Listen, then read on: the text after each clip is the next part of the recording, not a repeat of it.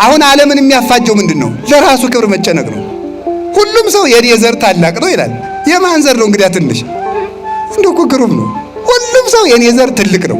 ሁሉንም ሰው ስሙት ማለት እኛ ኢትዮጵያውያን ደግሞ ስትሄዱ እኛ ሶማሊያውያን፣ ቀጥል እኛ ናይጄሪያውያን፣ ቀጥል እኛ ሞሮኮዋውያን፣ ሁሉም ማለት ነው። እኛ እንደዚህ እኛ እንደዚህ እንዲህ ያለውን ኩራት ነው መተው። ልናገር አንድ ቃል አይከፋችሁም?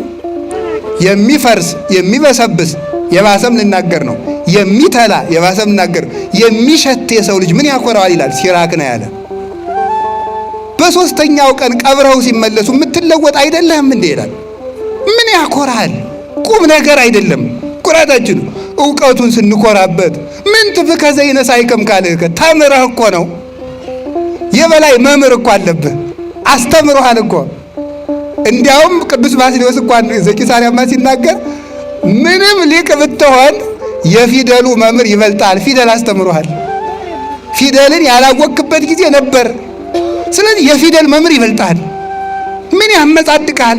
ብትማር ዕውቀቱ ተጭኖብህ። ሰው እንደ ሜሞሪ እኮ ነው። መምህር ጭኖብህ ነው ያወቅከው። መልከኛ ብትሆን መልክህን አፍንጫህን አልሰራው እግዚአብሔር ነው የሰራ እንጂ። ምን ያኮራል? ሀገር ቢኖርህ ሀገር የሰጠህ እግዚአብሔር ነው ሊመሰገን የሚገባው። ኃይል ቢኖርህ ኃይል የሰጠህ እግዚአብሔር ነው የሚመሰገነው። ብትሰጥ እግዚአብሔር የሰጠህን ነው። ብትናገር እግዚአብሔር ያናገረህን ነው። ምን ቁም ነገር አለው የሰው ልጅ? እኛ እንዲህ ያልን እየኮራን ነው መኖር ያቃተን። ከሰው ጋር መኖር ያቃተን፣ ባልና ሚስት መኖር ያቃታቸው እኔ እሷም የራሷን ክብስና ግን የነ ገሌ ዘር የነ ደጃዝማች ገሌ ዘር አያቴ ቄስ ነበሩ። አያትሽ ነው ቄስ እንጂ አንቺ ቄስ አይደለሽም።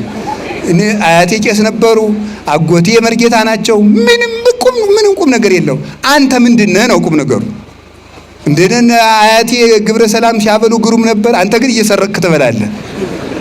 እኛ ጎንደሮች ፈትፍተን የምናበለ የድሮዎቹ ይፈተፍቱ ነበር። አንተ የሰው አንገት ልትፈተፍት ነው። አናውቃችሁም? በየመንደሩ ሞባይል አንገት እያላችሁ እየቀማችሁ ይሄንን ነው ተመልከቱ። በቀድሞ መኩራተተን በራሳችን ይሄን መመጻደቃችን መተው አለብን። እኔ ምንድነው? እስኪ እኔ ምንድነው ይበሉ ንገሩኝ እንጂ እኔ ምንድነው ማለት የሚገባው ይሄ ነው ማለት ነው። አንዱ ባንዱ ቅዱሳን አባቶቻችን የራሳቸው ክብር አይታያቸውም፣ የሌላው ክብር ነው የሚታያቸው። እንደ ትዕቢት ያለ በሽታ የለም በእውነቱ ማለት ነው። እንደ ትዕቢት ያለ በሽታ ራስን ከፍ እንደማድረግ ያለ በሽታ ፈጽሞ የለም።